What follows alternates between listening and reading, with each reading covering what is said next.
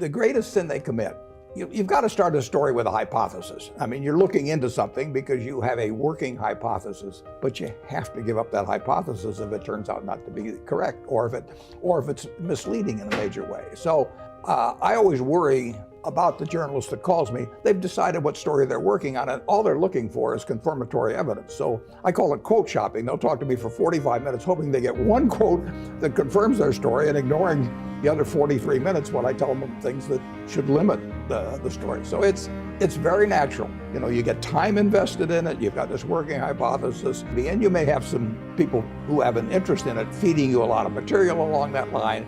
And once you've invested a lot of hours and your editor knows you've invested a lot of hours, maybe it was the editor's working hypothesis to start with.